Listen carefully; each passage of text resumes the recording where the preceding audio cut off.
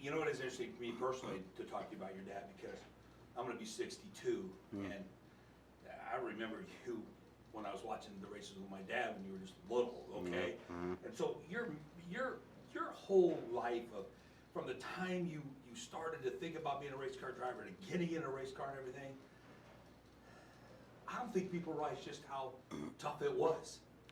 Yeah, it was, growing up the son of, there was definitely a lot of pressure, for sure. People, all eyes were on you, and if you made a mistake, it was a big deal and things like that. But I always viewed that as, in the end, I used it as an advantage because I learned to deal with pressure at an early age, and I always felt like when I was under pressure situations in driving, that's when I normally, excelled, and maybe part of that was from that. I don't know. As a driver, and knowing that your dad was like, you handled it probably as well as I think anybody could handle it, okay? Share that with me. Well, I think it's just how you approach it, right? I wasn't going to try to fill any footsteps, because you're not going to fill those steps because they were so deep. But I just always said, I'm just going to go out and do my thing and whatever I can do. And I set goals to win races. I didn't set goals for championships. I just want to win races, and I ended up retiring third all time, at that time. So I pretty much got to where I wanted to be with my goals, which was cool. I've heard people over the years say, at days when on the track when you would get frustrated, what was your dad saying to you? Because you always seemed like you were like at a certain thing, and then after he talked to you, you kind of came down here a little bit. No, I would say that's not true. Not totally true? No. Did you even spike more? Yeah, probably. If Dad came in and sat and tried to do that to me, I'd probably get worse with it. Okay. So it was a typical son that knew everything. Just like all sons are, and so no, that never happened. What are some of the things that you've seen that people talk about your dad over the years that really makes you proud? I think everybody loves Dad, and I think it's it comes down to his personality and the way he is, gracious with the fans and the whole thing. I think that is something that people really remember when they meet Dad. They feel special when they meet him. It's the way he treats people and stuff. So I think that's one thing that a lot of people would remember. Obviously it's his driving and all that stuff speaks for itself, but I think people fell in love with him because of the way he was out of the car. You would probably know this more than anybody. Over the last several days of hearing some of the interviews, some of the people speak about your dad so highly, that he has this persona and this walk about him. He has this swagger about him when he walks. Mm-hmm. You're smiling because it is special, isn't it? Oh yeah, he's always had that. There's always something about him.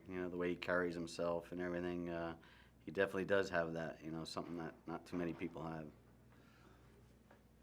Your dad has something that is special. His relationship with the fans. Mm-hmm.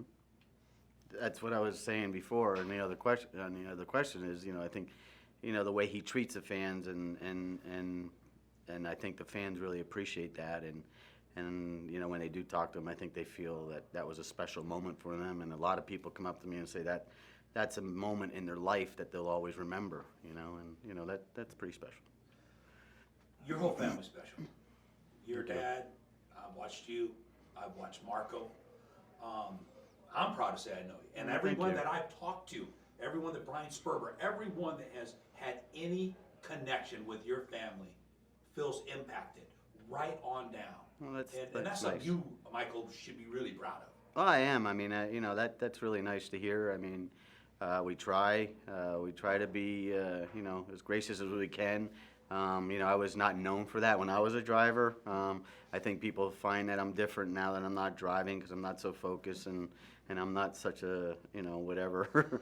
Yeah, but, I think, we feel very lucky in what we're doing, and we feel lucky as a family that we've been able to do what we've done, and we're all doing, we're getting up in the morning and we're doing a job that we've loved, and it's all our life, and we've been able to spend our whole lives doing it, and it's, we feel just very blessed. What's the most memorable moment you've ever had with your dad?